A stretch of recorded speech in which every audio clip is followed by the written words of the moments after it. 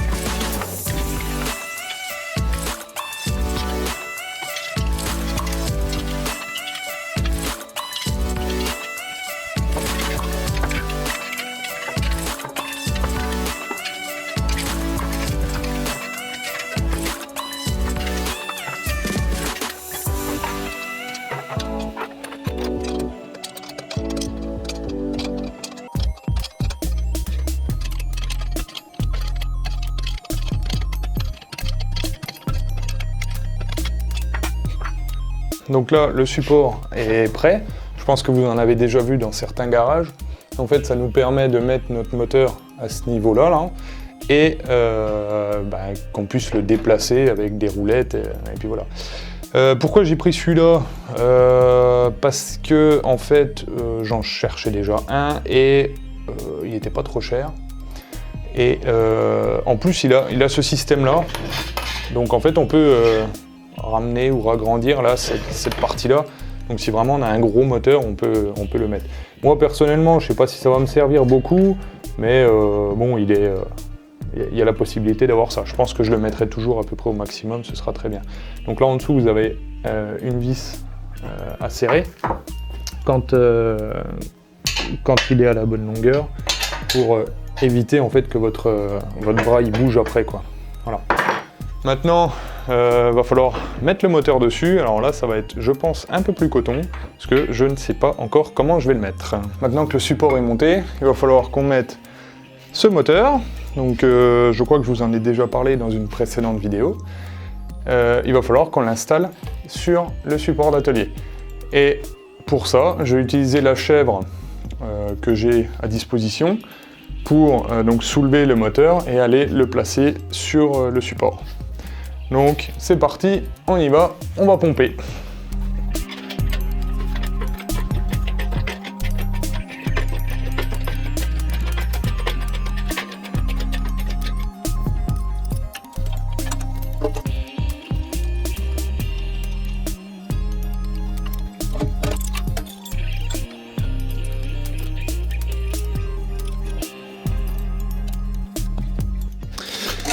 Alors le moteur, je l'avais mis contre le mur, et le problème c'est que comme il est un peu incliné, on n'est pas dans l'axe, donc là je suis en train de monter tout doucement, et en fait ça le fait ramener gentiment par là.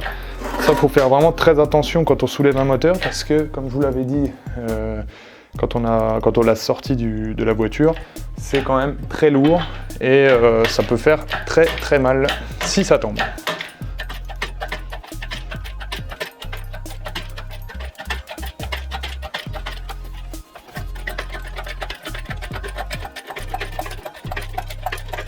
Maintenant, il n'y a plus qu'à l'emmener donc de là jusqu'au moteur là-bas. Comme vous pouvez voir, j'ai enlevé mon plan de travail qui était d'habitude là. Ça, c'est ce que je voulais dans mon garage, c'était pouvoir me dire si j'ai plus besoin du plan de travail, l'enlever. Donc c'est pour ça que j'ai pas un plan de travail en fixe qui pourrait m'embêter à certains moments. Allez, c'est parti. Donc là, je vais tirer la chèvre. Hop là.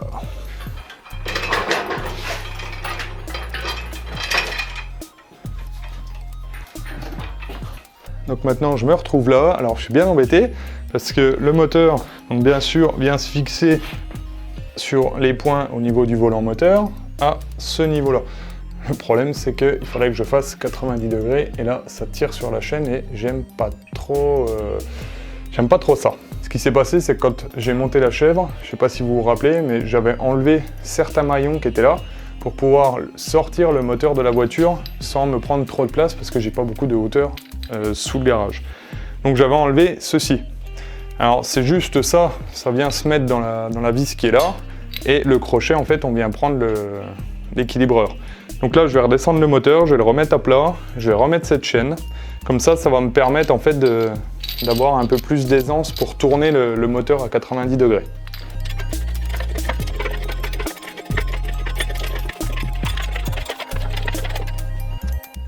Et ben voilà. Un autre problème qui se pose, je pompe, mais ça ne monte pas. Voilà. Donc c'est le problème, je pense que j'avais vu, que j'avais une petite fuite. Ça doit être le même problème que Garage Bagnole et Rock'n'Roll. François a eu sur sa chaîne. Il n'y a plus d'huile dans le vérin là. Et en fait, je peux toujours pomper autant que je veux, ça ne lèvera pas. Donc il va falloir que je trouve de l'huile hydraulique maintenant pour remettre dans le vérin. Donc j'ai remis à peu près un demi-litre dedans. Alors si vous voulez savoir comment le faire, n'hésitez pas à aller sur la chaîne de Garage Bagnole et Rock'n'Roll. Il a expliqué comment le vérin fonctionnait, il a rempli son vérin. Je ne vais pas vous refaire une vidéo sur le sujet, il en a déjà fait une, ce serait un peu bête de ma part. Première des choses qu'on va faire pour pouvoir installer le moteur sur son support, c'est qu'on va enlever le volant moteur. Parce que comme on va démonter le moteur, et à un moment en fait le volant moteur va nous gêner, on ne pourra pas en fait enlever de vilebrequin. Donc là pour l'enlever, il faut juste enlever toutes les vis qui sont autour là, et puis le sortir simplement. Voilà. Le seul problème, c'est que les vis sont serrées très fort. Et comme j'ai pas de déboulonneuse, je pense que c'est l'une des prochaines choses que je vais m'acheter en matériel. Une déboulonneuse, par contre je veux pas une pneumatique. Là, ça m'aurait vraiment aidé parce que vous mettez des coups de déboulonneuse et ça va tout seul. Le problème, c'est que quand vous le faites, vous voyez, avec une clé et même un marteau, en fait, vous allez faire tourner le volant moteur, quoi. Voilà. Ça, c'est le problème. Normalement, là, il y a une pige à ce niveau-là. Je me pose des questions de comment je vais faire, là. Parce qu'en fait, ouais, ces vis sont serrées très fort. Et juste derrière, je vais vous retourner le moteur. Là, juste là, on a un trou. Et en fait, ce trou nous donne dans le volant moteur. Normalement, c'est pour piger la boîte de vitesse avec le volant moteur. Donc je pense que je vais mettre directement une pige. Ce sera beaucoup plus simple. Alors je mets simplement un foret en fait dans le trou qui se trouve derrière, hein, juste là, hop. Et je vais essayer déjà de desserrer comme ça.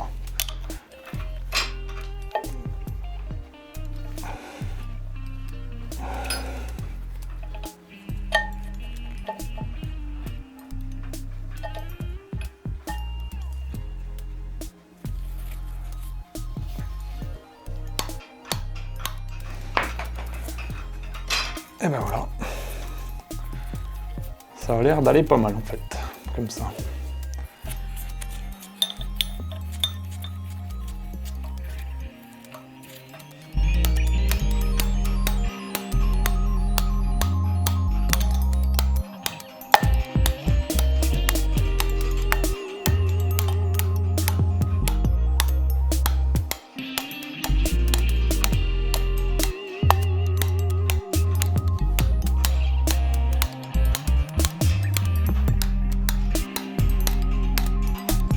Donc quand toutes les vis sont enlevées au centre, on va essayer de tapoter un peu derrière.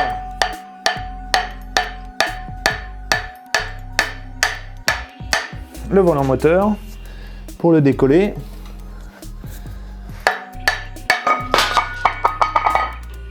Alors là, c'était pas le but qui tombe par terre, mais je me suis un peu fait avoir par son poids. Donc on peut voir sur un volant moteur donc la plaque d'appui pour l'embrayage. Là, on va avoir, je crois que c'est le PMH qui est juste là. Donc c'est la cannelure qui est là.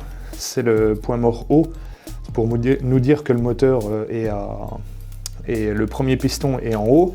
En plus, il nous sert à caler l'allumage, celui-là. Et la roue qui est derrière, elle, c'est pour le pignon de démarreur. Donc en fait, c'est là où votre démarreur, il tourne et il vient lancer votre moteur. Alors dessus, on a un petit trou là qui est différent de tous les autres. Là, en fait, c'est le pion de centrage. Donc c'est le pion qui est juste là. Alors là, déjà, je peux vous dire que ça fait son poids, hein, cette pièce-là. Donc maintenant, bon, c'est un peu plus vide. Donc on va avoir un peu plus de place pour pouvoir travailler et le mettre sur le support moteur. Alors maintenant, pour caler le moteur sur le support, alors j'ai bien réfléchi parce que c'est vrai que c'est un peu la galère là. Je pense que je vais amener au-dessus, j'ai l'équilibreur. Donc l'équilibreur, je le ramènerai pour que le moteur en fait soit un peu vers l'avant, soit un peu déporté en avant. Et pour le moment, ce que je vais faire, c'est que je vais mettre tous les supports. Alors les supports, c'est ça. C'est ce qui est livré avec le support moteur. Donc ça va côté donc moteur à ce niveau-là, là-bas. Et ce trou qui est là, ça va sur le châssis là. Donc ça, pour les installer, je vais les mettre directement sur les trous de la boîte de vitesse. Et les trous, ils se trouvent donc autour du volant moteur qui était là. Donc on en a un là. On en a un là qu'on voit avec son pion de centrage. On a un autre qui est juste là. Et un autre qui est là avec son pion de centrage aussi. Alors j'ai eu, je sais pas si c'est un coup de chance pour les 205, mais en fait le pion de centrage fait exactement la taille de l'intérieur de ça. Donc là, hop, je vais pouvoir le mettre dedans. Vous voyez, ça va tout seul. Et j'ai voulu prendre les vis de la boîte de vitesse, mais bien sûr, elles sont trop petites. Elles sont pas assez longues en fait pour tout traverser. Donc je suis allé dans mon magasin préféré et j'ai acheté un sachet de vis. Donc c'est du 10, la taille, le diamètre. Et moi j'ai pris du 100, j'ai du 80 et j'ai du 100. Vous pouvez voir que le 80, on va être vraiment limite, donc je ne vais pas les utiliser.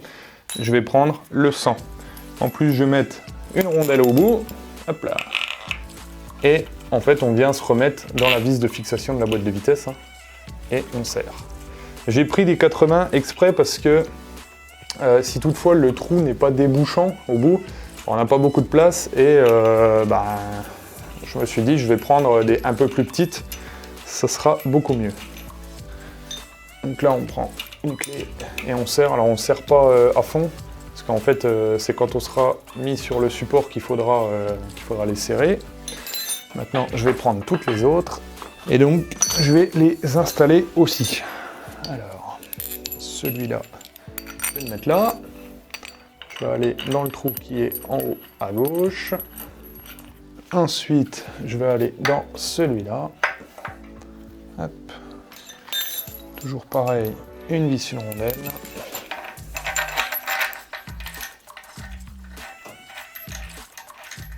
Alors, je les mets en direction du volant moteur, mais ce sera après qu'il faudra bien les régler pour les mettre sur le support moteur.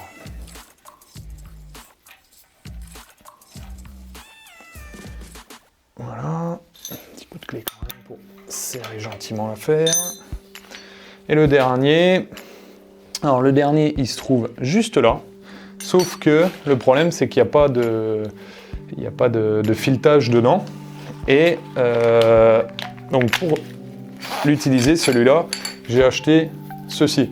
Donc ça, c'est simplement une tige filetée de 20 cm de long. Vous voyez qu'elle passe à travers. Donc là, d'un côté, je vais mettre un écrou qui va être là. Donc celui-là, il ira derrière. Il va aller se loger juste dans le trou qui est là. Et de l'autre côté, j'aurai la tige filetée qui va ressortir. Et je vais la faire passer dans mon support. Alors la grande longueur de tige filetée, je la fais passer côté moteur, parce que le support, en fait, il peut tourner sur lui-même et on n'a pas beaucoup de passage. Donc j'ai pas envie de frotter dessus et de pas pouvoir tourner mon moteur après, quoi. Hop. Là, je vais regarder si j'ai assez. Là, j'ai pas encore assez.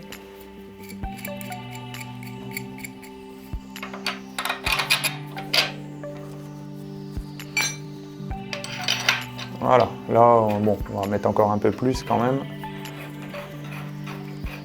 Voilà, il est passé comme ça.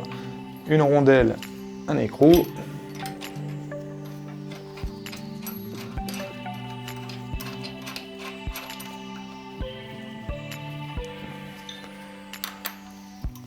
Et voilà. Donc là, on a tous nos supports qui sont à peu près au centre. Maintenant, il va falloir les mettre sur le support moteur au fond.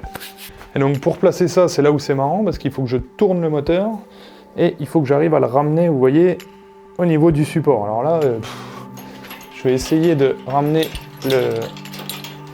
mon support moteur, mon équilibreur à fond à l'autre bout. Voilà. Ouais, ça va peut-être aider un peu, ce serait bien. Ouais, je vais devoir baisser un peu la chèvre.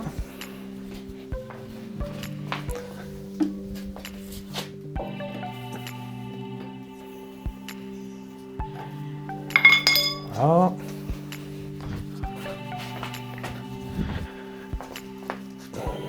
Si j'ai bien compris, c'est un peu à la démerde-toi comme tu peux, hein, cette affaire. Hop, là, j'ai tout qui va tomber, c'est normal.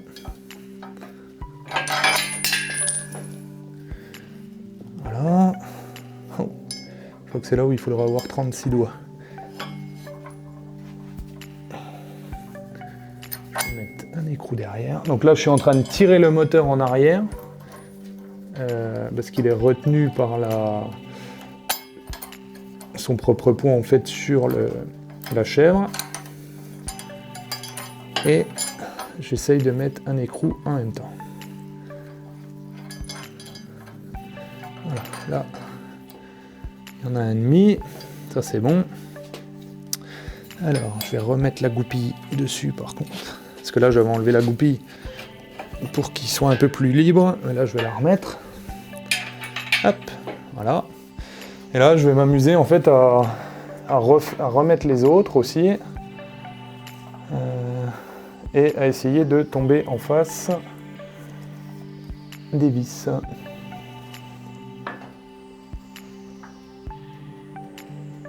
Peut-être comme ça.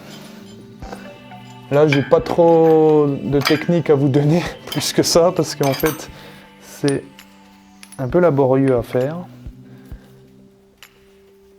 C'est surtout, faites attention à vous, surtout ça que je vais pouvoir vous dire. Voilà, donc là, vous voyez que les 4 vis sont posées, enfin les 4 supports, sauf que mon moteur, il est un peu incliné, je voudrais essayer de le mettre droit, ce sera vraiment pas mal. Donc là, je vais le tourner légèrement, et je vais essayer de serrer un peu tout comme ça. Ça serait vraiment top, je ne sais pas si je vais y arriver, mais je vais essayer. Bon, je crois que j'arriverai pas à le ravoir droit, donc je vais l'installer comme ça, et puis on verra par la suite.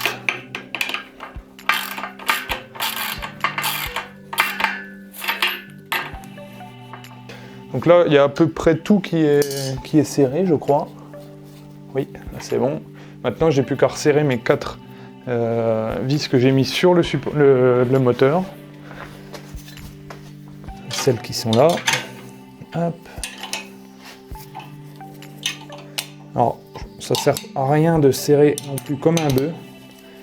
C'est juste un maintien. Et si vous serrez, en fait, vous allez tout écraser. Donc là, ça sert pas à grand chose. Et ben voilà. Donc le moteur est entre le support et la chèvre. Donc là, ben, je vais descendre la chèvre, la desserrer quand je serai sûr que c'est maintenu. Et on aura le moteur sur son support. Et là, moi, je suis super content. Allez, on descend ça.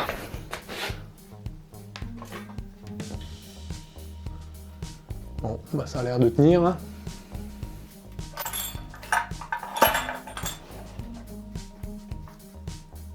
Bah voilà, alors je sais pas ce que vous en pensez. Dans la vie d'un bricoleur, je pense, la première fois que tu montes un moteur comme ça, tu te crois dans un garage. C'est un truc de dingue, moi j'adore ça. J'ai vraiment hâte de commencer à le démonter. Je connais un petit peu le fonctionnement intérieur, je le connais, mais le fonctionnement en fait mécanique, j'ai jamais trop vu à l'intérieur, j'attends vraiment que ça. Je vois qu'on va avoir un super gros nettoyage à faire aussi. Ça va être super long et super chiant, mais bon, c'est pas un problème. Je vous avais dit qu'on parlerait à la fin du prix, du support, de tout ça. Alors moi, je l'ai commandé, ce support, sur Amazon. Bon, vous savez que je commande beaucoup de choses sur Amazon. Je l'ai trouvé à 52 €. Alors bon, j'ai le Amazon Prime, donc les frais de port, je les paye pas. Je sais pas du tout combien ils demanderaient pour les frais de port. Pour 52 €, j'ai donc tout ceci. Il y en avait des supports à 100, 150 €, ils étaient beaucoup plus longs, ils étaient pour des moteurs jusqu'à 990 kg. Moi celui-là, il fait 450 kg. Il peut avoir 450 kg de charge dessus. Le moteur, j'arrive, alors je mets des guillemets aussi, j'arrive à le lever seul, donc je pense que il doit faire, alors je me pète le dos à chaque fois, hein, mais il doit faire dans les, je pense, 60 kg, 70 peut-être. C'est bien assez, le support va jusqu'à 450, c'est largement de trop. Il y avait ce petit réglage là, mais je pense que la plupart le font. C'est je pense un bon investissement. En plus, moi ce que j'aime bien, c'est quand on peut, après parce qu'on ne l'utilise pas souvent, c'est quand on peut le démonter et le ranger un peu, qui prend pas beaucoup de place. Ça, j'adore ça. Donc vraiment, c'est ce que je voulais. La conception a l'air quand même assez robuste, hein. C'est des tubes carrés soudés, ça a l'air vraiment pas mal fait. Quand on secoue le moteur, bah, ça plie pas des masses. Donc pour moi ça me va, je vois pas pourquoi mettre plus de 52 €. Il aurait même été à 30 €, j'aurais bien aimé, mais il était à 52 €. Si ça vous intéresse d'acheter le même, bah, je vous le mets dans la description. Alors oui, c'est affilié, hein, c'est affilié Amazon. Vous y perdez rien, j'y gagne. Bah, si ça arrange tout le monde, tant mieux, je dirais. Dans la prochaine vidéo, comme vous vous en doutez, on va attaquer le démontage du moteur de la 205 GTI, donc en 105 chevaux. Je vous souhaite à tous une très bonne semaine. Restaurez bien!